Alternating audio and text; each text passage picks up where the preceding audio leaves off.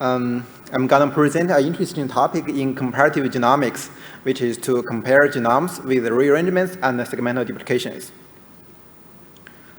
So first of all, we need to specify what kind of genomes we are studying. We work on the gene level, which means we model each genome as a set of chromosomes and model each chromosome as a linear or circular list of genes. Here we have an example with one linear chromosome and one circular chromosome. And in this model, each gene has a sign indicating its transcriptional direction. And all genes are grouped into gene families. In this talk, we always use the same color to represent gene in the same family. So when we compare two genomes under this model, we can observe some significant differences. For example, some gene families may have different gene copy numbers, and they may have different number of chromosomes, and they may have different gene orders and orientations. Why can we observe such difference? This is due to the two types of large-scale events that took place in history. The first is called content-modifying events, like segmental duplications, lateral gene transfers, etc., which can change the gene copy numbers. The other is called rearrangements, like inversion, translocation, chromosome fusion, fission, etc., which do not change the gene copy numbers, but can change the gene orders, orientations, and the number of chromosomes. So here we have an example showing the possible evolutionary scenario that end up with the extant genomes G1 and G2. Here you can see they evolve from the common ancestor A, and during the speciation process, on the first branch, there is a segmental duplication took place, which copies the segment of A2 minus C2 from A1 minus C1. And after that, there is a chromosome fission which split one chromosome into two chromosomes, and we have the extant genome G1. So in the other branch, you can see there is a inversion took place, which inverted the segment of minus C1 minus B2. And after that, there is segmental duplication, which duplicated gene B3. So we have another extant genome G2. So the problem we are addressing is to try to reconstruct the events in history based on the principle of parsimony. That is, we study the following edit distance problem to compute a minimum number of operations that can explain the differences of two given genomes. We study a model that including two operations. The first is segmental duplications, which are responsible for the gene copy number differences. The other is DCJ operation, representing double cut and join operation.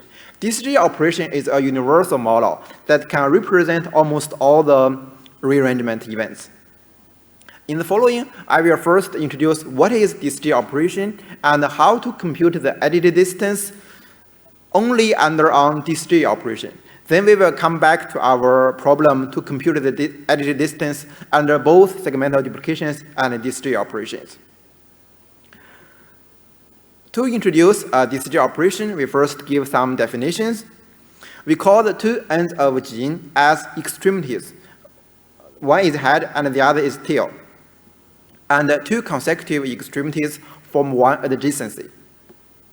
And we usually add a special extremity written as 0 to each end of a linear chromosome to form two new adjacencies.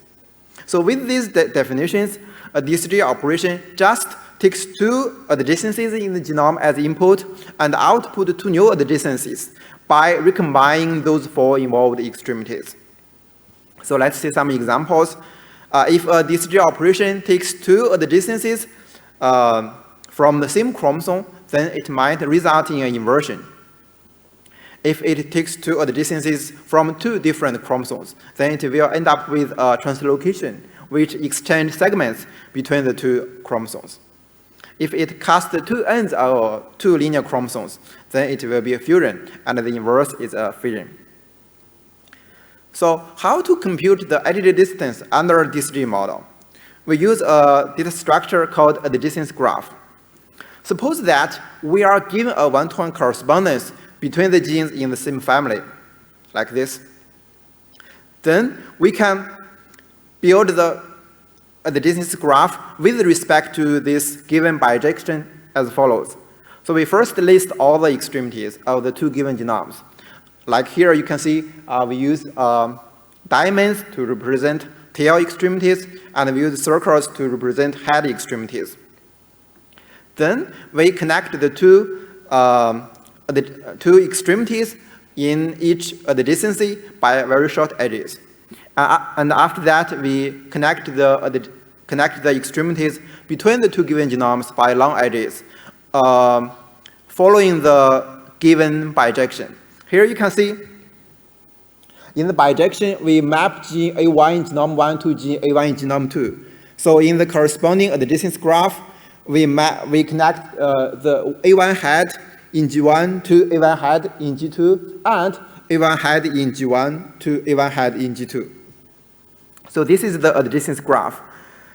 So you can see each vertex in this graph has exactly degree 2. So the whole graph consists of vertex disjoint cycles. And the edit distance between these two genomes induced by this given bijection equals to the number of adjacencies in each genome minus the number of cycles in the adjacency graph. So for this example, there are 5 adjacencies in each genome and 2 cycles in the adjacency graph. So the edit distance between these two genomes is 3. So we know how to compute the edit distance under only DCJ model. Now let's come back to the original problem to compute the edit distance under both segmental duplications and DCJ operations. So let's formally define the problem. So we first list all the possible segmental duplications. Like here you can see the segment of A1 minus C1 in G1 might be duplicated from A2 minus C2 because they are identical. So we list all the possible segmental duplications. And the problem is formulated as follows. So compute some duplications in G1 and some duplications in G2 and a one-to-one correspondence between the genes that are not duplicated, such that the number of segmental duplications plus the number of DCJ operations induced by this bijection is minimized. So for this example, this shows a possible solution. You can see there are 1 segmental duplication in G1 and 2 segmental duplications in G2, and B specifies a one-to-one correspondence between the rest of the genes. And you can verify that for this solution, the objective value is 5. So this is the formulation of this problem. Unfortunately, this problem is NP-hard, and we have some heuristics, AMSO, and some approximation algorithms. And our contribution to this problem is a very practical and exact algorithm. To achieve that, we first formulate this problem as an integer linear program, which of course can give us the optimal solution. ILP codes a problem using some variables and linear constraints. And ILP is widely used in operation research. In addition to the ILP formulation, we also propose an algorithm to identify optimal substructures of the problem, which can simplify the problem and keeps optimality. And the combination of these two gives a very practical and exact algorithm. So let's first say the ILP formulation. Here it is. Of course, we will not come to the details. I would only emphasize the key technique in this ILP formulation, which is to count the number of cycles with variables. Recall that to compute the DCJ distance, we need to count the number of cycles. So actually, this technique can be illustrated very well by this following problem. So you are given a graph, and we need to select some edges and remove others, such that in the resulting graph, every vertex has degree 2, and the number of connected components is maximized. So I will not give the solution here. If you are interested in that, you can try to formulate this problem as an integer linear program. And the rest of the formulation is quite straightforward. Okay, let's continue the algorithm part to identify optimal substructures of the problem. So the intuition here is that shared segment is more likely in the optimal solution. This is the intuition. And given a shared segment, we guess it might be optimal. But we want to design an algorithm to test that, to prove that it is really in some optimal solution. So that's the problem we want to solve. So the idea of the algorithm is to first reduce the whole problem onto only this given shared segment, and then we perform the enumeration. Okay, let's see the first step to reduce the problem onto the given shared segment. So this is the distance graph with the given shared segment highlighted. We first add some more extremities, which are those extremities that are in the same family with the given shared segment. And then we add some boundary extremities, which are the neighbors of core extremities. Those core extremities and boundary extremities are only those vertices that we are interested in. After that, we reduce the whole problem onto only those cores and boundary extremities. Then after that, for each pair of boundary extremities, we check whether they can be connected by an alternating path. So for this pair of extremities, we come back to the original graph and to see whether there is a path, a long shot from U to V. If we can find such path, then we connect U and V in the reduced graph by an edge. And we do the same thing for every pair of possible boundary extremities. This is the reduced graph. Okay, so this is the whole algorithm to identify optimal substructures. And the first step, we already see that, to build the reduced adjacency graph. Then we check the size of this reduced graph to see whether it is bounded by a logarithm size. If it is, then basically we can do whatever we want. We enumerate all the possible bijections and to see whether the given shared segment gives the optimal value. So if it is, then we can ensure that this given shared segment is optimal.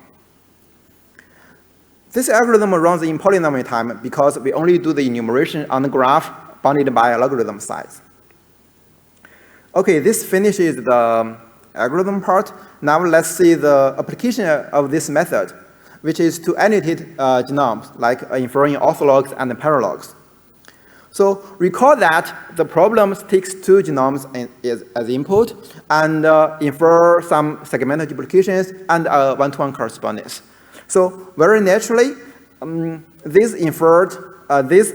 predicted segmental duplications infers paralogs, and the predicted bijection infers a subset of the orthologous pairs. And we apply our method to both simulations and the real genomes. So for the simulation, we simulate a pair of extant genomes with two parameters. One is L, which controls the length of the duplicated segments, and the other is D, which controls the number of DCJ operations in the simulation. We compare our method with AMSOL. AMSOL actually is the only software that predicts orthologs and paralogs using gene orders. And it has been shown that AMSOL outperforms many sequence-based softwares. To evaluate the performance of our method and AMSOL, we use sensitivity and specificity to evaluate the predicted paralogs and use accuracy to evaluate the predicted orthologs. Okay, this is the result for the simulation. Shows the sensitivity of the two methods. You can see both methods get very high sensitivity or above 90%. And our method outperforms AMSOL on all the combinations of the parameters. This shows the specificity of the predicted paralogs. You can see AMSOL does not perform good when the number of DCJ operations is very small, which is the case in real genomes. And our method gets very high sensitivity when D is reasonably small. And this is the accuracy for the predicted orthologs. And again, our method outperforms AMSOL on all the combinations of the parameters. We also compare the two methods on 5 real genomes: human, gorilla, orangutan, mouse, and rat. And we download the necessary input data from Ensemble. And to evaluate them, we define the true orthologs as the pairs that with the same gene symbol. Here, only accuracy is compared because we don't know the true paralogs. This is the result. You can see both AMSO and our method gets very high accuracy, indicating that the gene orders do contain a lot of information in annotating genomes. And you can also observe that our method outperforms AMSO on all the 10 pairwise comparison. To conclude, we proposed exact and practical algorithm to compare genomes with segmental duplications and DCJ operations. And we believe that the framework of ILP plus identifying optimal substructures can be applied to many other optimization problems. And we showed that our method can be used to annotate genomes to infer orthologs and paralogs, and the accuracy is very high. Thank you very much for your attention.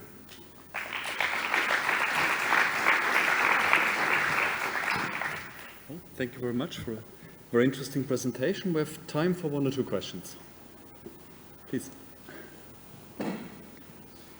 So I understand you're not using the sequence similarity of the copies of if you have a gene that has like 2 copies in one genome, 2 copies in the other, you're not using the sequence similarity to determine which one is closer, right?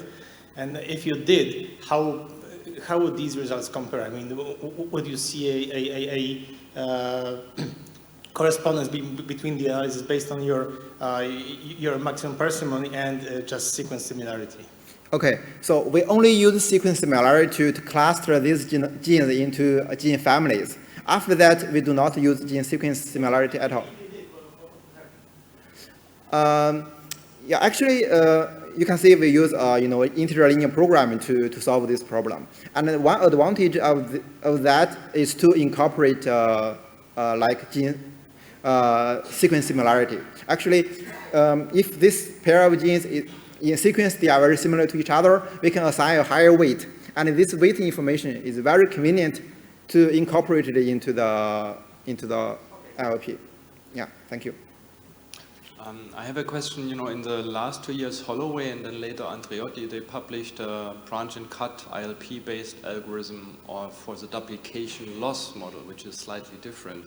Okay. Did you have a chance to compare that, like both from the quality of simulations for this distinguishing between orthologs and paralogs, and also from the runtime or the hardness, of the ILP formulation? Yeah, we only compare it with AMSO. Yeah, maybe we should compare with the method you mentioned. Okay.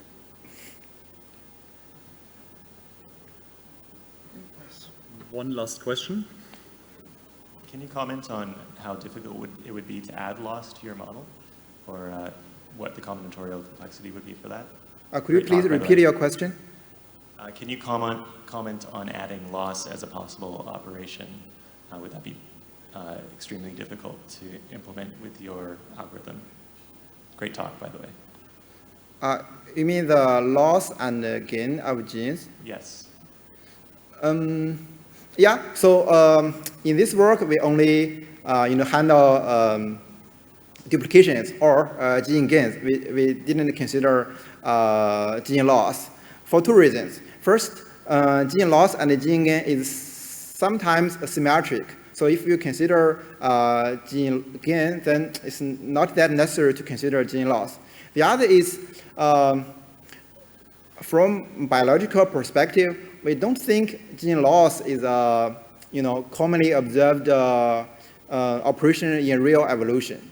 So how that one gene is lost in the evolution. So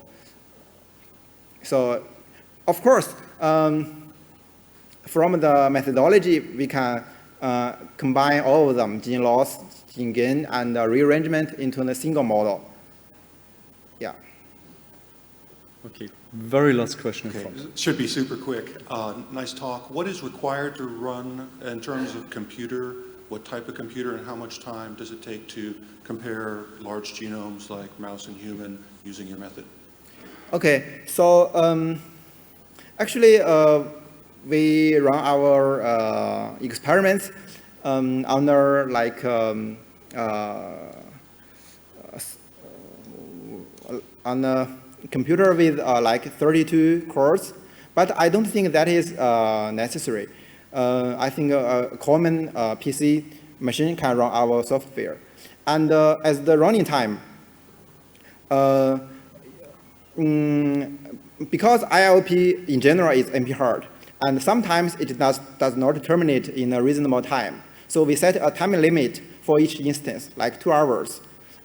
So that does not affect the performance very much, because usually ILP find the optimal solution very quickly, like in a few minutes or in a few seconds. But it takes a very long time to prove that this is optimal. So it makes sense, and it does not lose much accuracy. You can terminate in a time that you feel comfortable. Yeah. Okay. Thank you very much. Thank you.